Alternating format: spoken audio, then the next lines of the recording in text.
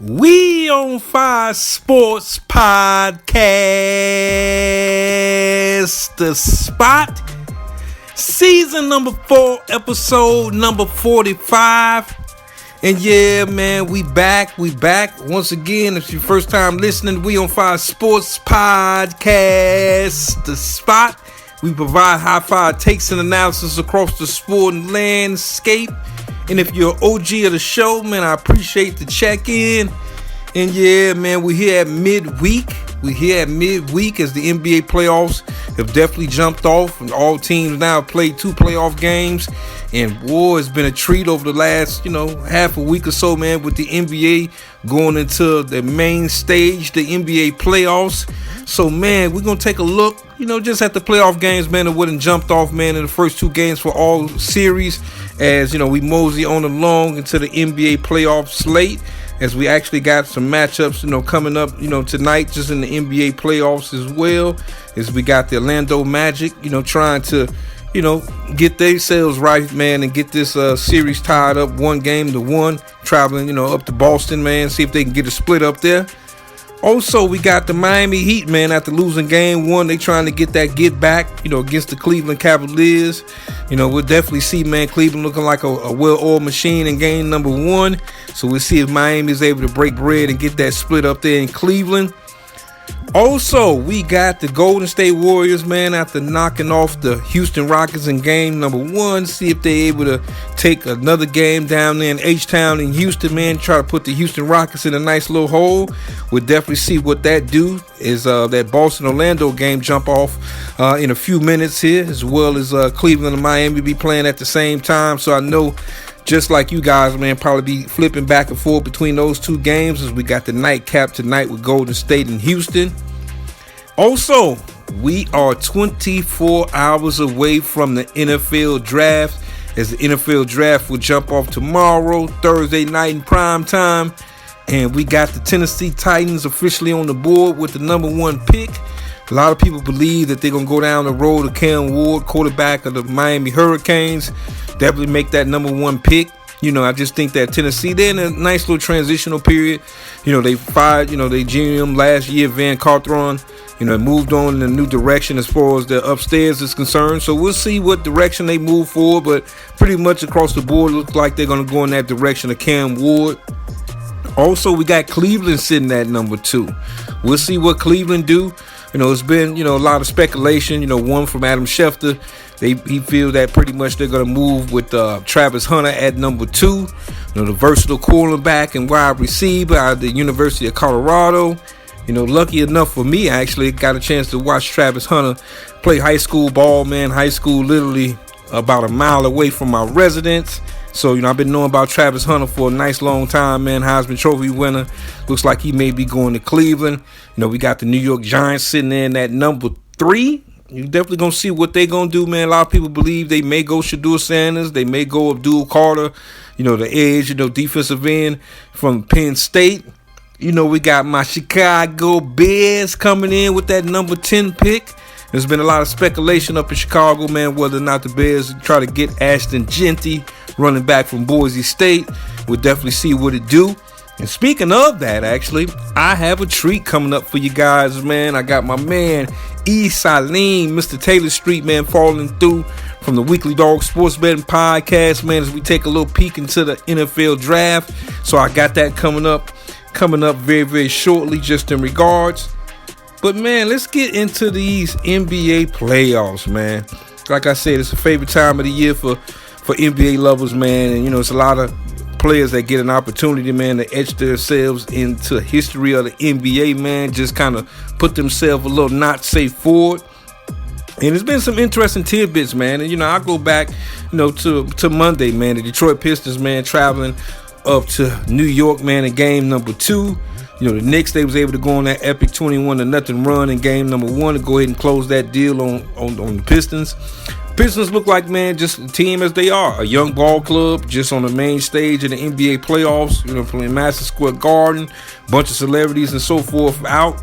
And they had this game to me. I mean, they pretty much, set the pace in game 1 through the first 3.5 quarters of the game before the Knicks was able to make that huge run.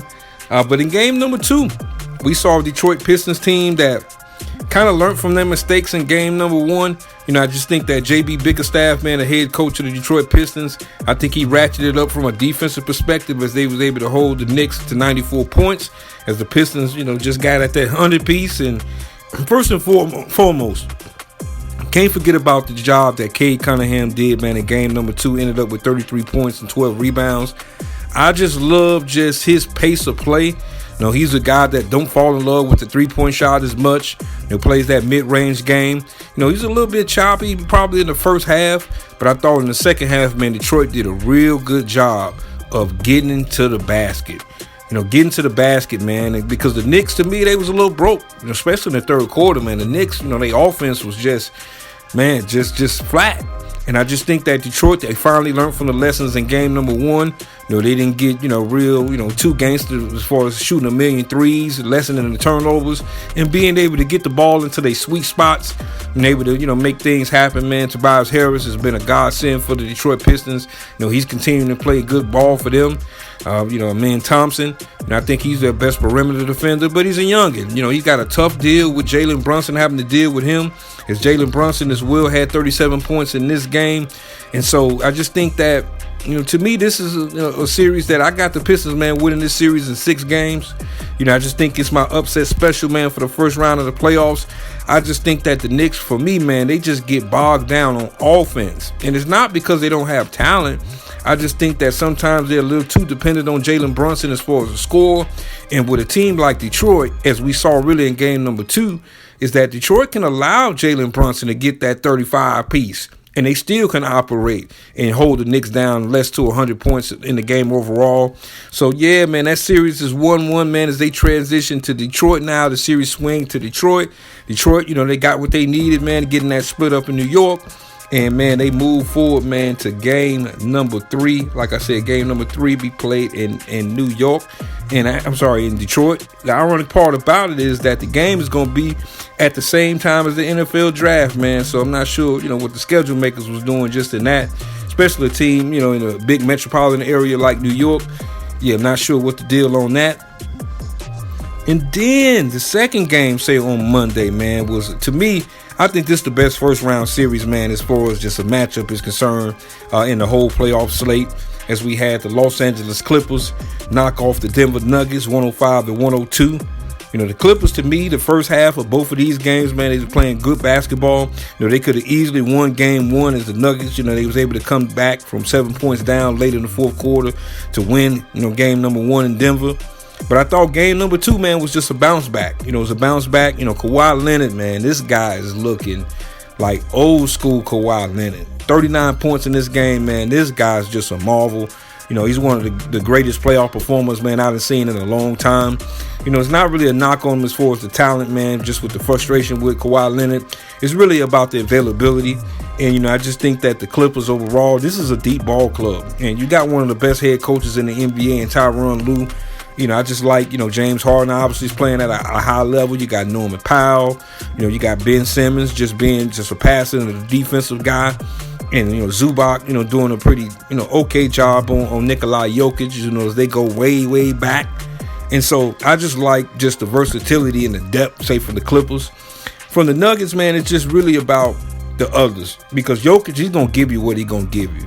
But to me, this series, for Denver's perspective, is going to be Michael Porter Jr. and Jamal Murray. Those two guys have to bring it every single night for Denver to be able to get out of this series. And, just, full disclosure, OGs of the show would know, is that, I got the Clippers in this series, in a 7-game series. I think this thing is going to go down to the wire. But I just think that for Los Angeles, it was a good thing to get that split up in Denver as the series now transitioned to Los Angeles in game number 3 and game number 4. But this is a much-watch series. Like I said, I think this is the best, series out of all the series in the first round, man. Is both these teams. I think if they can get out of this round, either one of them, I think they got a chance, man, to get deep into the NBA playoffs, the Western Conference Finals, maybe even the NBA Finals, man. So we'll definitely, see what that thing do. And, it's just a whole, playoff slate that's jumping off. coming up a little bit later, man, I'm going to get into, what jumped off, say, last night, man, between the Los Angeles Lakers. Also, too, you got the Los Angeles Lakers versus the Minnesota Timberwolves, as the Lakers was able to, get that series back even 1-1. Also, the Thunder, man, just dump trucking again the Memphis Grizzlies. I'm going to get into that whole situation. And then we got the grudge match series between the Indiana Pacers and the Milwaukee Bucks. As the Pacers are up 2-0 in this series, as they've knocked off the Bucks 2 games in Indianapolis as the series transitions, say, to Milwaukee. So I'm definitely going to get into that. But coming up next, man, we're going to switch gears, man. I got my man, Esau Lane, Mr. Taylor Street from the Weekly Dog Sports Betting Podcast falling through as we give a few little nuggets on the NFL draft coming on tomorrow in prime time. First and foremost, man, I appreciate all the love and the feedback. I appreciate you. Yeah. We on Fire Sports Podcast. The spot.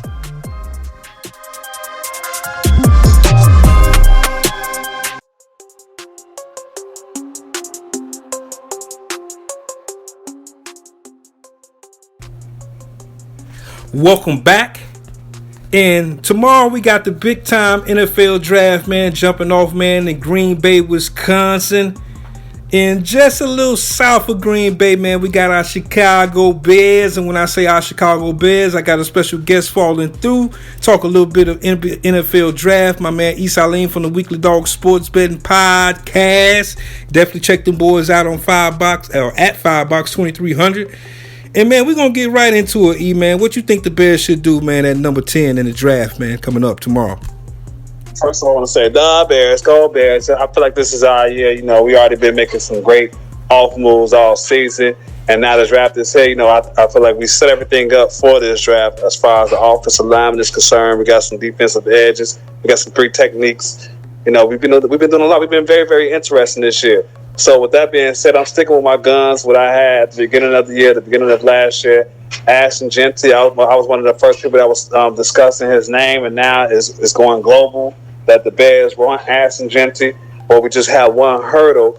So that's my first option. The hurdle is, though, it's up to the Raiders. I don't know if the Raiders are going to pick the guy or not, but that's the only team that I'm fearing might take him because they really didn't have any running backs last year like that. So it's looking like they might be the ones that might grab him, but Pete Carroll not a running back type of guy, as you can see what he did to Skittles back in the Super Bowl. So he might just skip past him and take that cornerback.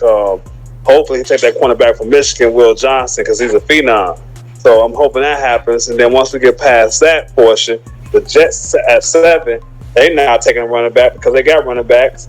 Carolina has a couple of running backs. They look like they need everything, so they can't spend like that. And then it's looking like Shedeur Sanders should be going to the Saints, according to if everything pans out right. So I'm hoping Ashton Jeanty is at number 10, and we go ahead and pick him up at number 10. But if that's not the case, if for some reason he is not taking 10, we have to go to a plan B. I'm going to have to go ahead and roll with either one or two things. Either we go ahead and trade down and get some more picks and just keep racking up because it's a lot of running backs in the second round anyway. Or we pick up the tight end from Michigan. He a phenom, Colston Loveland. He a pass catcher, a blocker. I mean, they said he got to evaluate him like he supposed to be Rob Gronkowski. Well, he cannot. So it's kind of like getting another offensive line and a tight end that we need to go along with Cole Kmet. So I'm liking that at the number 10 spot if we're not going to get Ashton Jeanty, but I definitely think we need to keep it offense. Let's just keep this train moving offensively.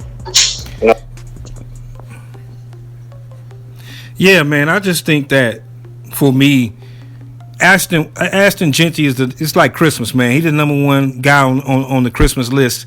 I just believe, man, that the Raiders, it's going to be hard for the Raiders to pass him up at number 6. They brought in Geno Smith. Their team that was, I think they were second to last in the NFL in rushing last season. And so I just think that for me, it's, if he's on the board, you got to draft him, the Chicago Bears. I think that's a no-brainer. He's there, you got to take him.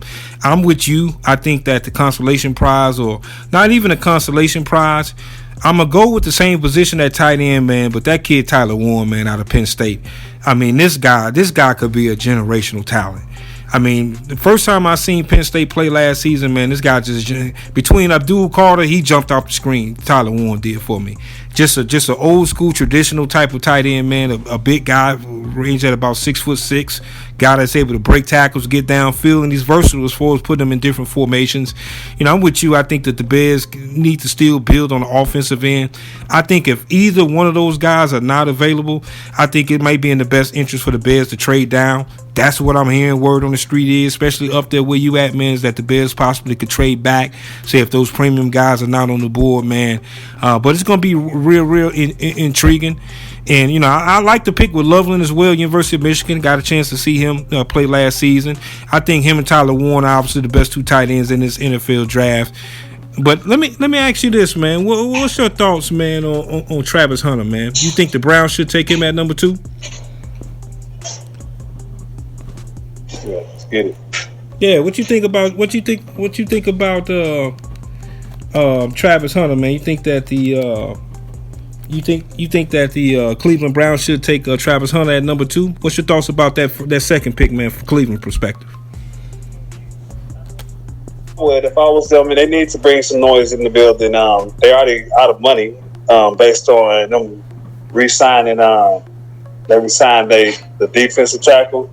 Oh, so yeah, they got all the money caught up in with the quarterback. So they got to bring something that's going to make these guys feel happy. I think Travis Hunter is going to be a dynamic player. You know, he's a cornerback and a receiver. I don't know what position he's going to play, but I'm loving that pick. You know, I don't. It's not sexy to me like that. But I mean, Travis Hunter has been his name has been in the system for a minute, and really, it's either that or go defense. But I'm seeing Travis Hunter going second. I like Travis Hunter going second. I like Abdul Carter going third for Penn State. I'm seeing that might be how it's all planned out, and then from there, you know, a lot of these offensive tackles. Now, I will say, if the Patriots don't pick up that offensive tackle, and we have the best offensive tackle is available, the one that's from LSU, if he's available 10, then we might have to just go offensive tackle and just continue that legacy, keep building within. You know, that might be another option. But the way it pans out, you know, Patriots are one of those type of teams that they pretty much always running smart. Even though Belichick is not there, they got that structure. Let's go offensive line first, because Drake May did a good job last year. You bring him another offensive lineman, they might make some noise at number 4. Yeah, it's going to be interesting to see. You know, as I mentioned earlier, man, this draft going to be in Green Bay, man, a team that, you know, we've definitely not had the best relationship with, obviously being Bears fans, man. But I'm excited. You know, I think that one of the best things that the NFL could have done was make the first round, say, in prime time on Thursday. You know, I was a little traditionalist about it, but, you know, last couple of years, man, it's been kind of must-see TV. You know, the NFL obviously trying to steal reins away from the NBA playoffs, man. I think, you know, it's a nice little situation for them, man. So we'll definitely see what this thing do, but you know I had to get your take, man, on what these Bears doing, man. It's a lot of hot talk, and, you know, I'm gonna give you kudos too, man. You was one of the first people that, you know, gave a shout out, you know, to Ashton Jeanty, you know, early in the draft process. You know, I tried to talk you off the ledge in regards to that, but I'm not sure though, man. I just think that, you know, just the Raiders, man, I just don't think he'll move past 6. But if he's definitely on the board, the Bears definitely gotta go ahead and draft Ashton Jeanty at number 10, man, in the NFL draft coming up tomorrow. But first and foremost, man, once again, brother, I appreciate you falling through on the check-in. You can definitely check out the Weekly Dog Sports Betting Podcast, man. They at $5, 2,300. Him and my man, the Mad Russian Mako Scott. You'll definitely be on the lookout for those two gentlemen. I can't wait to make my next appearance, man, on Hardwire on their whole situation they got going over there, man. And coming up, we got the rest of the show, man. But once again, I appreciate all the love and the feedback. I appreciate your ear. We on Fire Sports Podcast, the spot.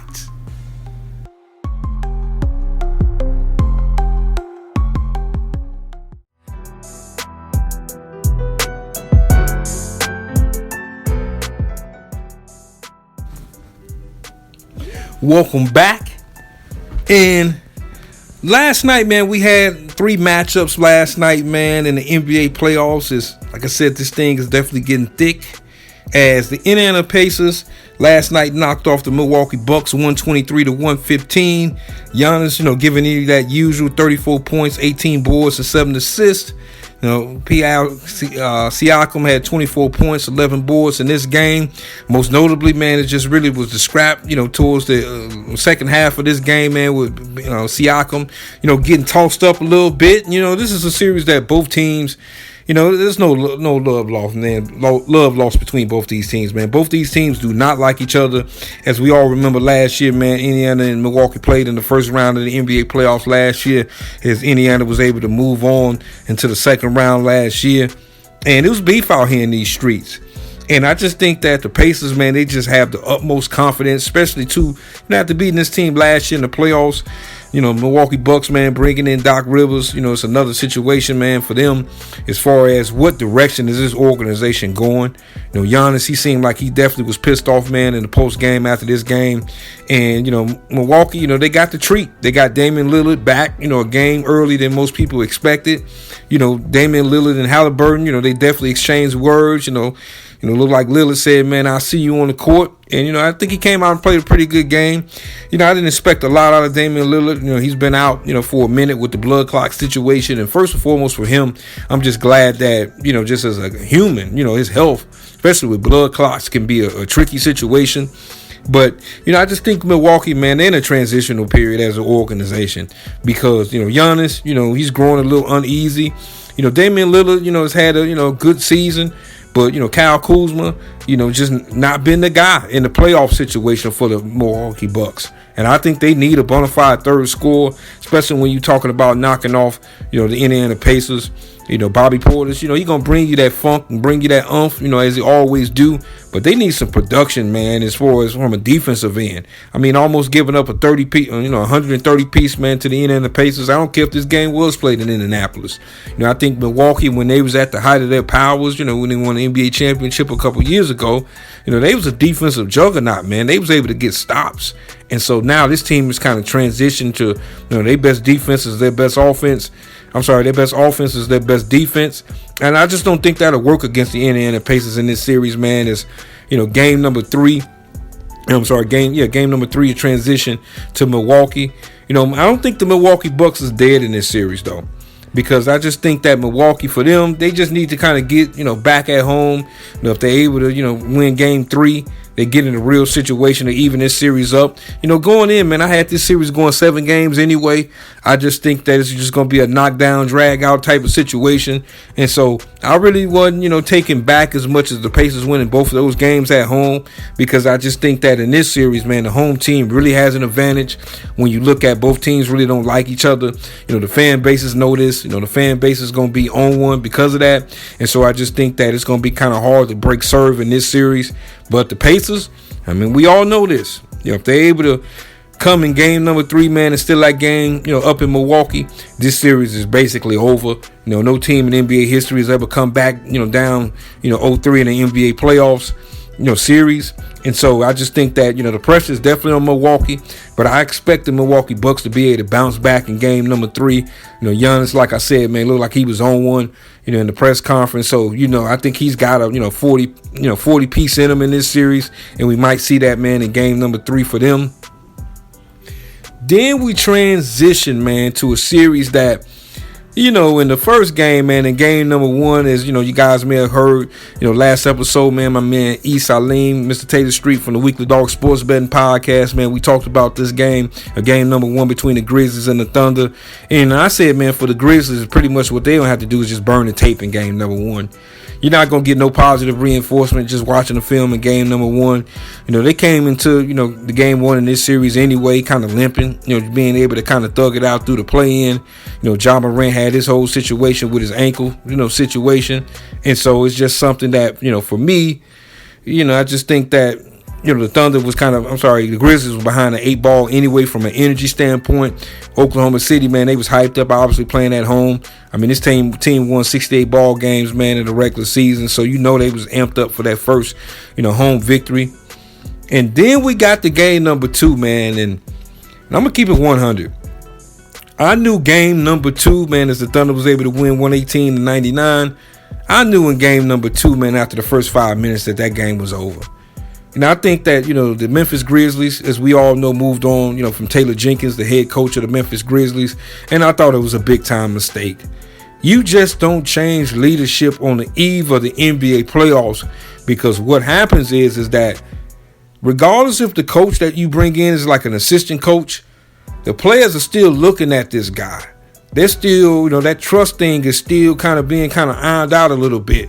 And you just don't want to put your team in a situation where, one, you got to, get in there as an 8th seed. 2, you're playing against the best defensive team in the league for as all statistics is concerned. And they just got hit with a buzzsaw, and on offense, there really was no creativity with the Memphis Grizzlies. I mean, Ja Morant, man, it looked like he was disinterested, through the first, probably the first half of this game. Is Desmond Bane. He was doing Desmond Bane type of things, but he was kind of capped off. And what I mean by that is that if Ja's not bringing his A game, Desmond Bane got to give you a 30-piece. And I was real, kind of skeptical too of Jaren Jackson Jr., Triple J. I was just kind of watching him in the first half, and he was playing soft. He's playing soft as a piece of bread in the first half. Now, Memphis was able to make a, little run in the third quarter. That's when, Jackson was able to kind of get into his bag a little bit. But, he can't play soft in this series, with Chet Holmgren, just out there, man. Hartenstein, being a banger a little bit. Jaren Jackson Jr. got to show, man, he the best big man out of those guys. And to me, he didn't show it in the first half of this game.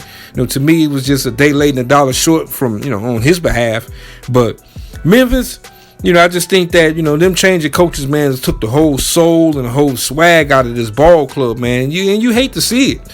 I mean, you think about if you go back into the regular season, 5 weeks ago, man, this team was in the second, third seed position.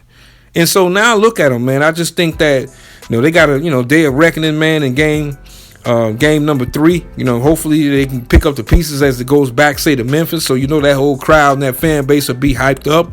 But the Thunder, they looking real good. There's been a lot of people that's been skeptical of the Thunder, so far as them being able to make a playoff run. And to me, first 2 games, been an A+, man, supreme performance across the board for them. So we'll definitely see what it do, man, in game number 3 in that series. And then we go to the game where a lot of people was looking forward, man, to this game between the Los Angeles Lakers and the Minnesota Timberwolves, as the Timberwolves was able to come into Los Angeles and take game number 1 as Anthony Edwards was in his bag, shooting spider webs at Luka Doncic. And in game number 2, one thing I will say about the Los Angeles Lakers, they came out with a high energy, effort.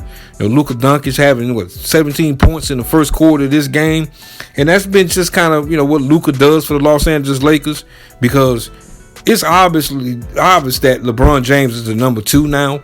And, we seen him start off slow, obviously in game number 1 in that first quarter. And I thought Luka, to me, took some of the pressure off LeBron, being able to come out in game number 2, man, and just getting hot real early. I thought Minnesota, they was kind of lagging a little bit from an energy standpoint. And they tried to come back and make it a game, man. Julius Randle having 27 points in this game. Anthony Edwards had a, okay game. Luka ended up with 31 and, 12 boards and 9 assists. 1 assist away from a triple-double. And I just think that for Minnesota to get out of this series, Ant-Man got to be the guy. Because I think I like what I saw from Julius Randle, meaning that, to me, the Lakers, they're inept defensively, especially in the front court part of the Lakers operation.